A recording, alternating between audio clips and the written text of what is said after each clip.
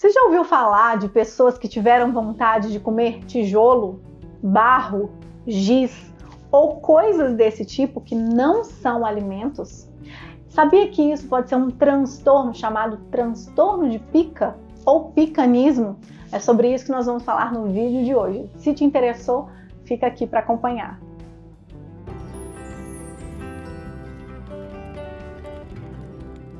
Eu sou Cristiane Schumann, sou psicóloga e a gente vai conversar um pouquinho, continuando a nossa série sobre transtornos alimentares, a gente vai conversar sobre o transtorno de pica, ou picanismo, ou alotriofagia.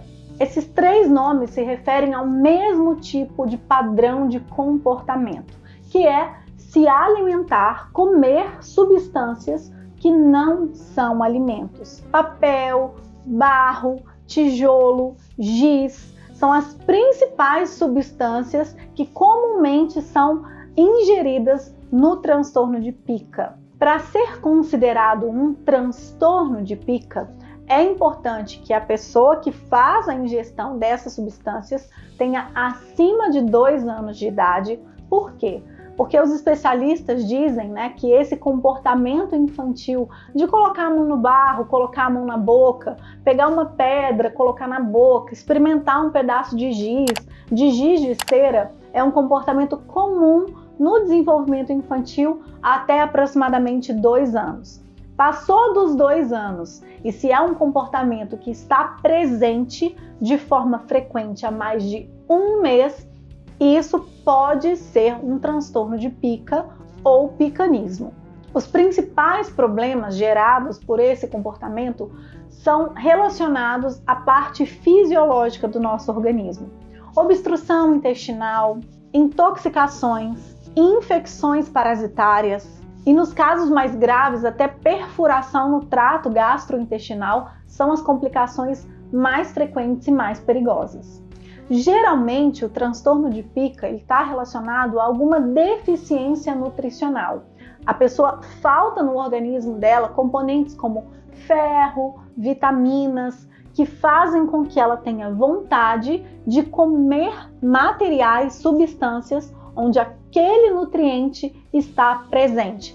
Por exemplo, nos processos de gravidez, é muito comum a gente ouvir histórias da grávida que quis comer tijolo, que quis comer filtro de barro, que quis comer pedra, E por que esses alimentos são comumente relacionados ao processo de gravidez?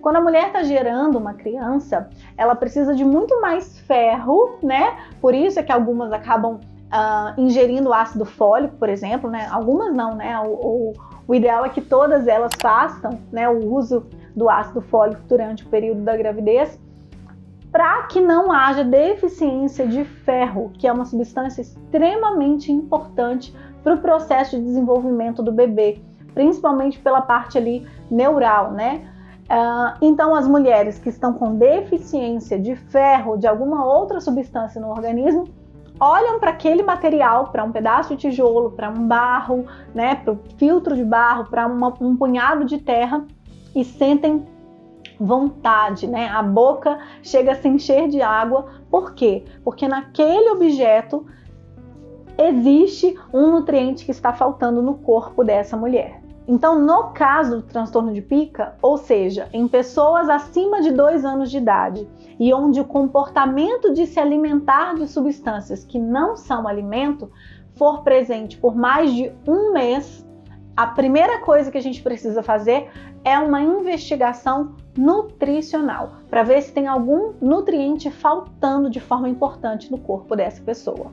Existem também alguns transtornos mentais onde há uma grande comorbidade com o transtorno de pica. No caso, por exemplo, de paralisia cerebral, deficiências mentais graves, autismo, esquizofrenia, pode acontecer o comportamento de pica alimentar sem necessariamente haver uma deficiência nutricional. É importante a gente dizer que em algumas culturas, em alguns países, existem práticas de se alimentar de coisas que não são alimento como uma forma de ritual religioso ou alguma prática de medicina popular ou até como algo cultural mesmo. Por exemplo, no caso, do Brasil, mascar fumo, comer, uma plantinha, um matinho, um azedinho, aquele trevinho de 3 folhas que tem um gostinho azedinho e que é um comportamento culturalmente aceito entre os brasileiros. Mas como é que a gente faria um diagnóstico diferencial de alguém que faz, come ali aquele matinho por uma questão cultural ou por um transtorno alimentar?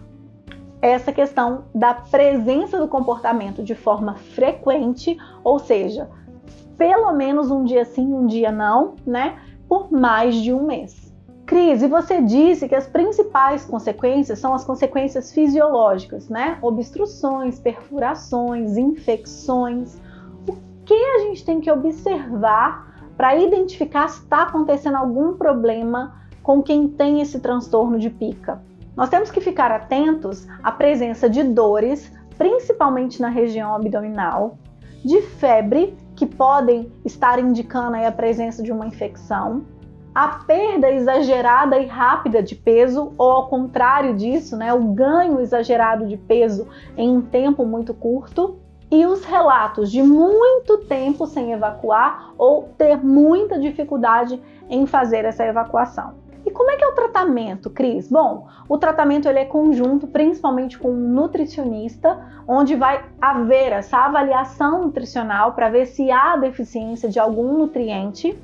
E do ponto de vista cognitivo-comportamental, vão ser trabalhadas ansiedades ou tristezas que podem estar relacionadas ao comportamento e também, e principalmente, o controle comportamental.